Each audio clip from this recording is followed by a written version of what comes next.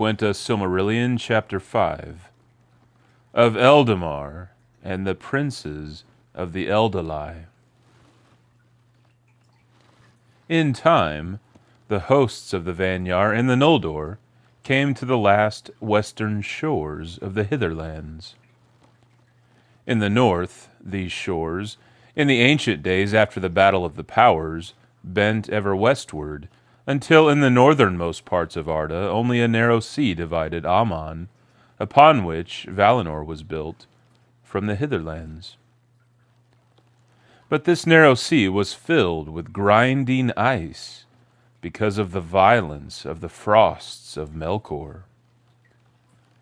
Therefore, Orome did not lead the hosts of the Eldalië into the far north, but brought them to the fair lands about the river Tirion, that afterwards were named Beleriand. And from those shores, whence first the Eldar looked in fear and wonder on the sea, there stretched an ocean, wide and dark and deep, between them and the mountains of Aman. Now Ulmo, by the counsel of the Valar, came to the shores of Middle-earth and spoke with the Eldar who waited there, gazing on the dark waves. And because of his words, and the music which he made for them on his horns of shell, their fear of the sea was turned rather to desire.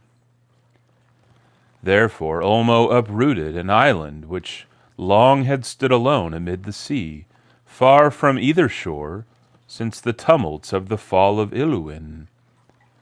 And with the aid of his servants he moved it, as it were a mighty ship, and anchored it in the Bay of Balar, into which Tirion poured his water. Then the Vanyar and the Noldor embarked upon that isle, and were drawn over the sea, and came at last to the long shores beneath the mountains of Aman. And they entered Valinor, and were welcomed to its bliss. But the eastern horn of the island, which was deep grounded in the shoals of the mouths of Tirion, was broken asunder and remained behind. And that, it is said, was the Isle of Balar, to which afterwards Ossë often came. But the Teleri remained still in Middle-earth, for they dwelt in East Beleriand, far from the sea, and they heard not the summons of Ulmo until too late. And many searched still for Elwë their lord, and without him they were unwilling to depart. But when they learned that Ingwe and Finwë and their peoples were gone, then many of the Teleri pressed on to the shores of Beleriand, and dwelt thereafter near the mouths of Tirion, in longing for their friends that had departed. And they took Olwë, Elwë's brother, to be their king. Long they remained by the coasts of the western sea, and Ossë in Unin came to them and befriended them. And Ossë instructed them, sitting upon a rock near to the margin of the land, and of him they learned all manner of sea lore and sea music. Thus it came to be that the Teleri, who were from the beginning lovers of water, and the fairest singers of all the elves, were after enamored of the seas, and their songs were filled with the sound of waves upon the shore. When many years had passed, Ulmo hearkened to the prayers of the Noldor and of Finwë their king, who grieved at their long sundering from the Teleri, and besought him to bring them to Aman if they would come. And most of them proved now willing indeed, but great was the grief of Ossë when Ulmo returned to the coasts of Beleriand to bear them away to Valinor. For his care was for the seas of Middle-earth and the shores of the Hither Lands, and he was ill-pleased that the voices of the Teleri should be heard no more in his domain. Some he persuaded to remain, and those were the Falathrim, the elves of the Phalos, who in after days had dwellings at the havens of Brithombar and Eglarest, the first mariners in Middle-earth, and the first makers of ships. Círdan the shipwright was their lord.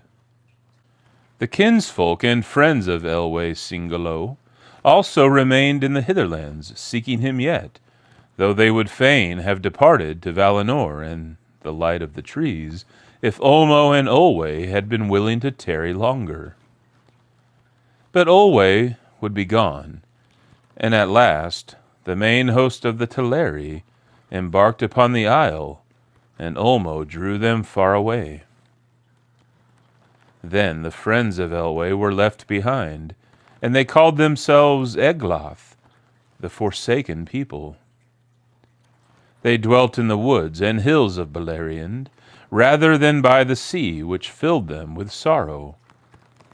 But the desire of Aman was ever in their hearts. But when Elwë awoke from his long trance, he came forth from Nan Elmoth with Melian, and they dwelt thereafter in the woods in the midst of the land. Greatly though he had desired to see again the light of the trees, in the face of Melian he beheld the light of Aman as in an unclouded mirror, and in that light he was content. His people gathered about him in joy, and they were amazed, for fair and noble as he had been, now he appeared as it were a lord of the Maiar, his hair as grey silver, tallest of the children of Ilúvatar, and a high doom was before him.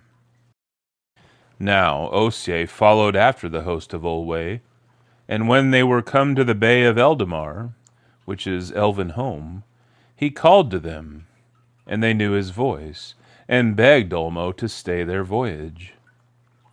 And Ulmo granted their request, and at his bidding Ossë made fast the island, and rooted it to the foundations of the sea.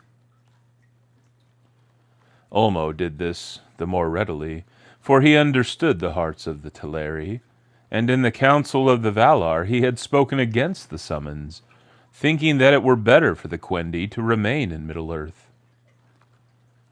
The Valar were little pleased to learn what he had done, and Finwë grieved when the Teleri came not, and yet more when he learned that Elwë was forsaken, and knew that he should not see him again, unless it were in the halls of Mandos.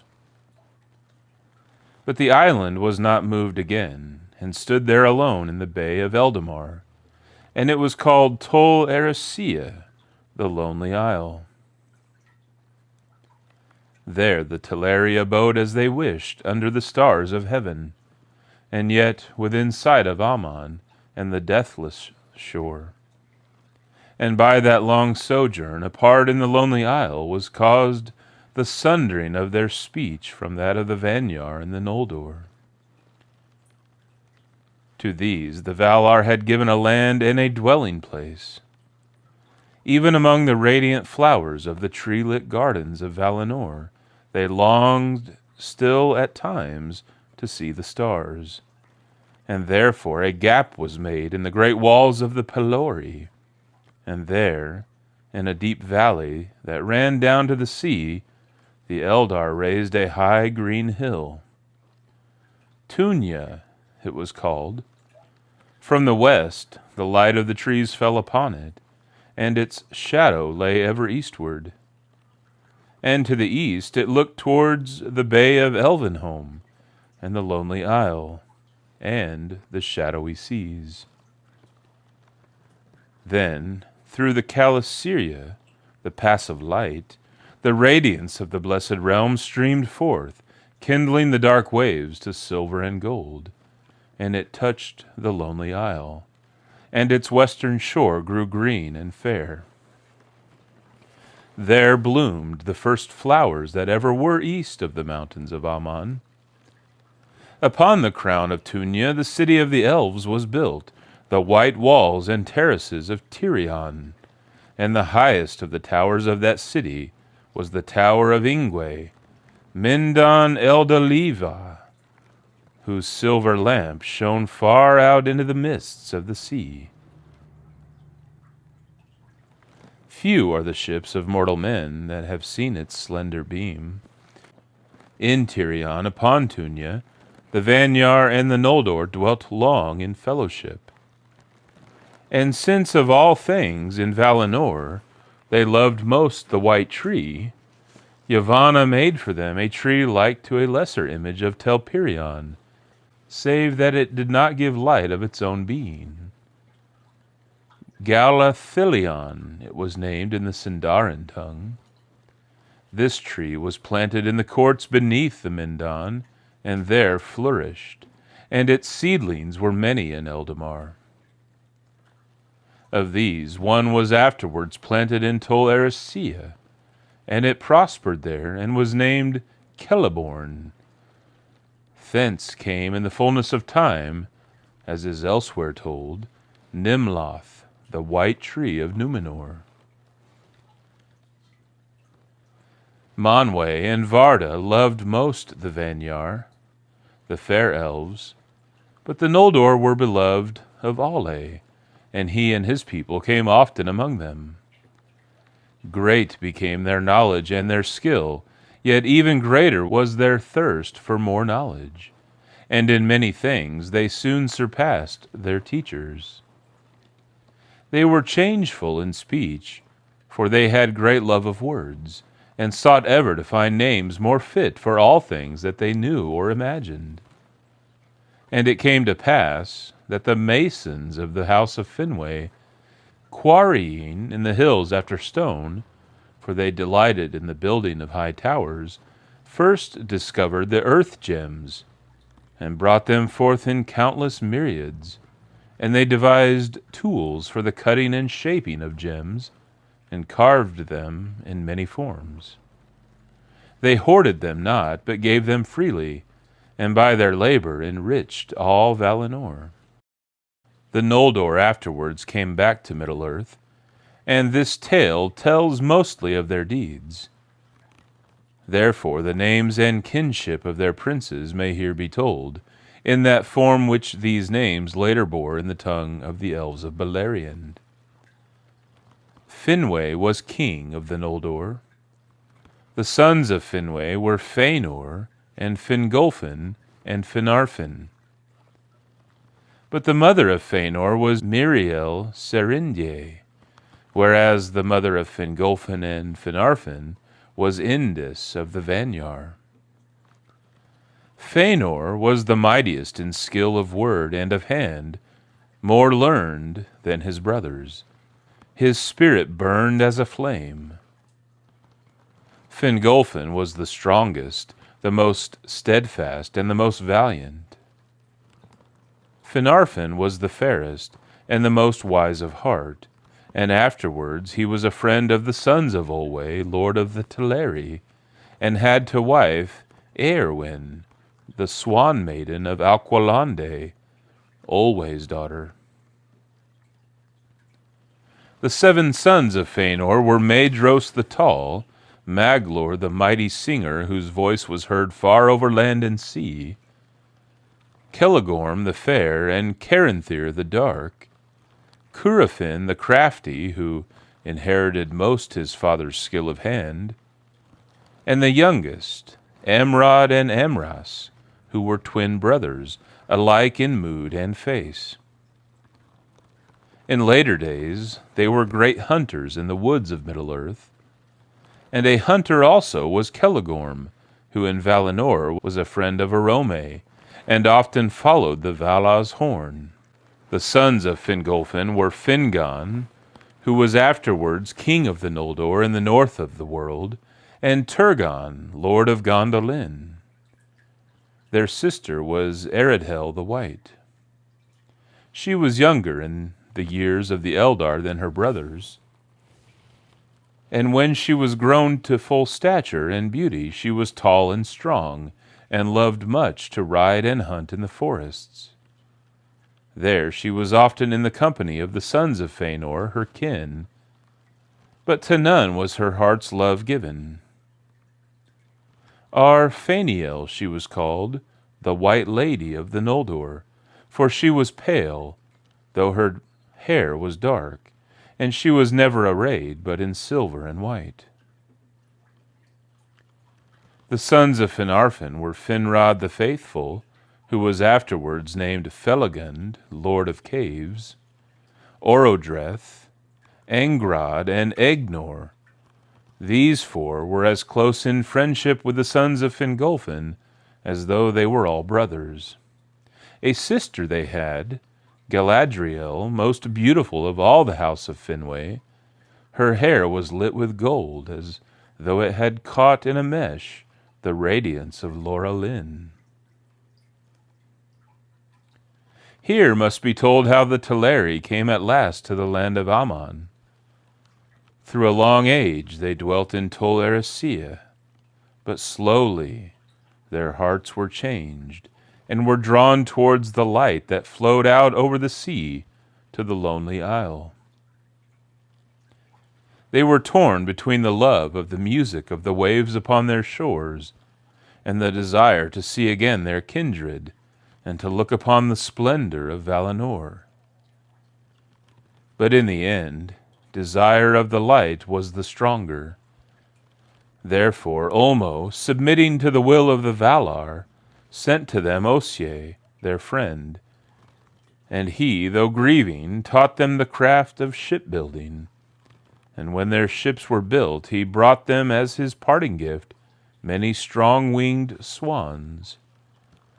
Then the swans drew the white ships of the Teleri over the windless sea, and thus at last and latest they came to Aman and the shores of Eldamar. There they dwelt, and if they wished, they could see the light of the trees, and could tread the golden streets of Valmar and the crystal stairs of Tirion upon Túna, the green hill. But most of all they sailed in their swift ships on the waters of the Bay of Elvenhome, or walked in the waves upon the shore, with their hair gleaming in the light beyond the hill. Many jewels the Noldor gave them, opals and diamonds and pale crystals, which they strewed upon the shores and scattered in the pools. Marvelous were the beaches of Elendë in those days. And many pearls they won for themselves from the sea, and their halls were of pearl. And of pearl were the mansions of Olwë at Alqualondë, the haven of the swans, lit with many lamps. For that was their city, and the haven of their ships, and those were made in the likeness of swans, with beaks of gold and eyes of gold and jet. The gate of that harbor was an arch of living rock, sea-carved, and it lay upon the confines of Eldamar, north of the Calasyria, where the light of the stars was bright and clear. As the ages passed, the Vanyar grew to love the land of the Valar, and the full light of the trees, and they forsook the city of Tirion upon Túna, and dwelt thereafter upon the mountain of Manwë, or about the plains and woods of Valinor, and became sundered from the Noldor. But the memory of Middle-earth under the stars remained in the hearts of the Noldor, and they abode in the Calasyria, and in the hills and valleys within sound of the western sea.